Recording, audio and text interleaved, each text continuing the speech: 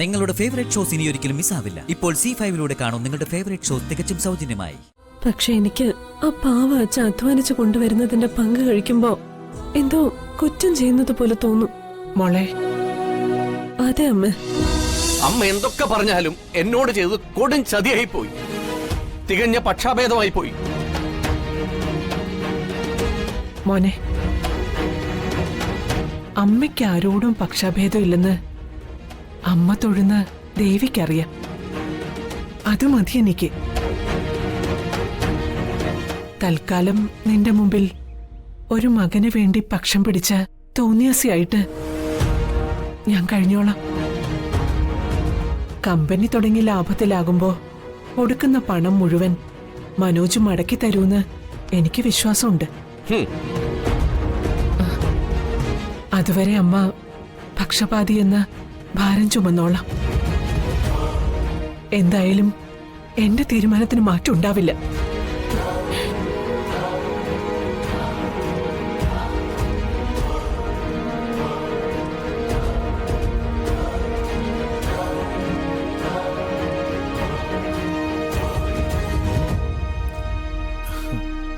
ഇപ്പൊ എങ്ങനെയുണ്ട്?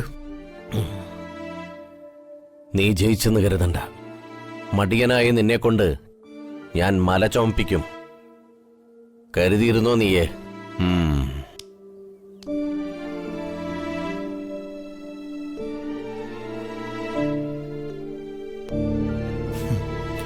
മല ആരെ കൊണ്ട് ചോമ്പിക്കാൻ പോകുന്നതെന്ന് ഞാൻ കാണിച്ചു തരാം. ശരിക്കുള്ള എന്റെ സ്വഭാവം ഇവിടെ ആർക്കും അറിയില്ല. മനോജാ ഞാൻ, മനോജ്. ഹരിമോളെ, മോളെ,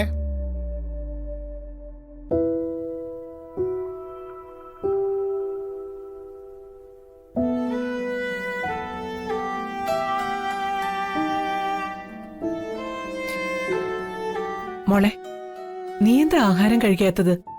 എനിക്ക് വിശപ്പില്ലമ്മേ. അത് പറഞ്ഞാ പറ്റില്ല. സമയത്ത് ഭക്ഷണം കഴിക്കണം.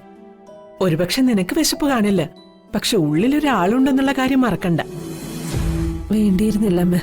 ദേ, പല പ്രാവശ്യമായി നീ ഇത് പറയുന്നുണ്ട്. വേണ്ട. പിന്നെ ഞാൻ എന്ത് പറയണം അമ്മേ? എനിക്കിവിടെ ആഹാരത്തിന് ഒരു കുറവുമില്ല. പക്ഷെ ചിലപ്പോഴൊക്കെ. എന്ത് ചിലപ്പോഴൊക്കെ? മനോജിന് അച്ഛന്റെ അധ്വാനത്തിലെ ഭക്ഷണം ആയതുകൊണ്ട് ആസ്വദിച്ച് രുചിച്ച് കഴിക്കാൻ പറ്റും. പക്ഷെ എനിക്ക് ആ പാവ അച്ഛൻ അധ്വാനിച്ചു കൊണ്ടുവരുന്നതിന്റെ പങ്ക് കഴിക്കുമ്പോ എന്തോ കുറ്റം ചെയ്യുന്നത് പോലെ തോന്നും. മോളെ, അതെ അമ്മ. ആരോഗ്യമുള്ള ഭർത്താവ് ജോലിക്കൊന്നും പോകാതെ വീട്ടിലിരിക്കുമ്പോ വയസ്സായ അമ്മായി അച്ഛൻ വർക്ക്ഷോപ്പിൽ പണിയെടുത്ത് കൊണ്ടുവരുന്നതിന്റെ വീതം പറ്റാൻ. മോളെ, നീ ഞങ്ങൾക്ക് മരുമോളല്ല. അറിയാം. ഈ സ്നേഹം കൊണ്ട് ഇത്രയും നാള് ഞാൻ എല്ലാം സഹിച്ചു. ഇനി മതി. മോളെ, ഇപ്പൊ മനോജിനൊരു ജോലി ഇല്ലാത്തതല്ലേ നിന്റെ പ്രശ്നം? അവനൊരു ബിസിനസ് തുടങ്ങാനുള്ള സാമ്പത്തിക സഹായം മാധവേട്ടൻ തരാന്ന് പറഞ്ഞില്ലേ? അത് തന്നിരിക്കും. അവൻ ബിസിനസ് തുടങ്ങി വരുമാനമൊക്കെ വന്നു തുടങ്ങുമ്പോ നിന്റെ ഈ മനോഭാവം ഒക്കെ മാറും. മോൾ ആഹാരം കഴിക്കും മോളെ.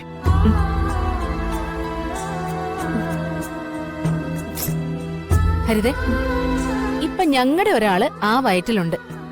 അയാൾക്ക് യാതൊരു കുറവും വരാതെ നോക്കേണ്ടത് ഈ വീട്ടിലെ മൂത്ത മരുമോളായ എന്റെ കടമ കൂടിയാ. നീ വേഗം ആഹാരം കഴിക്ക്. ഞാൻ അപ്പോഴേക്കും നല്ല വെജിറ്റബിൾ സൂപ്പ് വെച്ചിട്ട് വരാം. അയ്യോ ചിത്രേച്ചി, അതൊന്നും വേണ്ട. എല്ലാം കൂടി ഒരു കുഴപ്പമില്ല. നല്ല വെജിറ്റബിൾ സൂപ്പൊക്കെ കുടിച്ചാലേ ആള് നല്ല മിടുക്കനായിട്ട് വരൂ. അപ്പൊ ആണാണെന്ന് നീ അങ്ങോട്ട് ഉറപ്പിച്ചോ? ഹരിതയുടെ മുഖം കണ്ടാൽ അറിയില്ലേ, ഇത് ആങ്കൊച്ചു തന്നെയാ. നീ ആഹാരം കഴിക്ക്, ഞാൻ സൂപ്പുമായിട്ട് വരാം. മോള് കഴിക്ക്.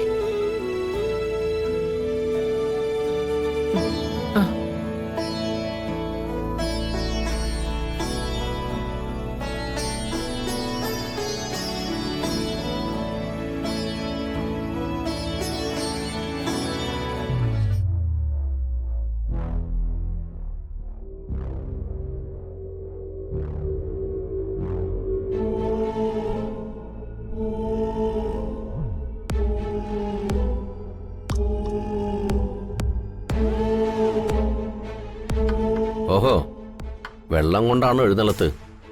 ഇവിടെ ആരും വെള്ളം ചോദിച്ചില്ലല്ലോ. ഒരു പാത്രം വെള്ളം കൊണ്ട് വെച്ചാൽ ഇവിടെ എല്ലാം തികഞ്ഞു എന്നാണോ നിന്റെ വിചാരം?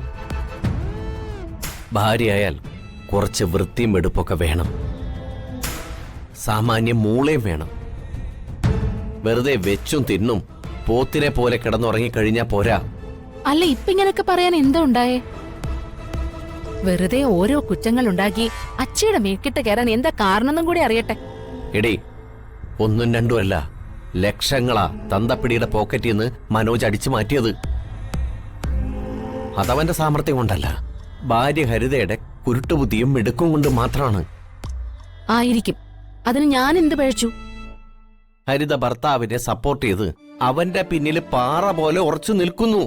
നീയോ ഭർത്താവിനെ വെറും മണഗുണാഞ്ചനാക്കി മറ്റുള്ളവരുടെ മുമ്പിൽ ഒരു വിലയില്ലാത്തവനായി മാറ്റുന്നു. ശരിയല്ലേ? അമ്മയുടെ പൊന്നാരം മരുമോളല്ലേ നീയേ. സുചിത്ര എന്ന് പറഞ്ഞാല് 100 നാവാണല്ലോ അമ്മയ്ക്ക്.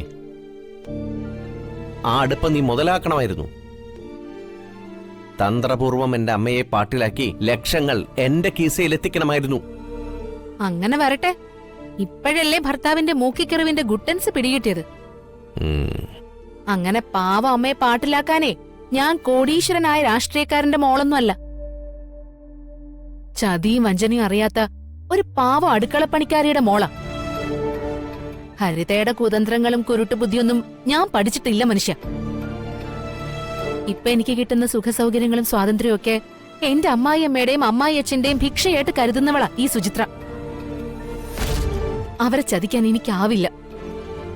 അങ്ങനെ കിട്ടുന്ന ഒരു നേട്ടവും എനിക്ക് വേണ്ട. അങ്ങനെ പുണ്യാളത്തി ചമഞ്ഞ് നടന്നോ?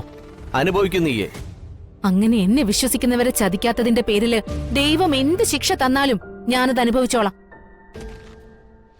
സ്വന്തം അച്ഛനമ്മമാർക്ക് തന്നെ കോടാലി പണിയുന്ന ഈ ഏർപ്പാടുണ്ടല്ലോ, അതെന്ന് നിർത്തുന്നോ അന്നേ പ്രകാശേട്ടൻ രക്ഷപ്പെടും.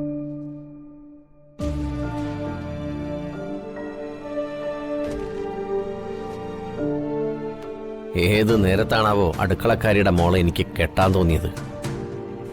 പാവമല്ലേ, ഒരു ഗതിയും പരഗതിയും ഇല്ലാത്തവളല്ലേ, അടങ്ങി ഒതുങ്ങി കിടക്കുമെന്ന് കരുതിയിട്ടാ കൂടെ കൂട്ടിയത്. എവിടെ ആട്ടയെ പിടിച്ച് മെത്തേ കിടത്തിയാലും അത് കിടക്കില്ല. ഈ ജന്മം അവള് നന്നാവില്ല.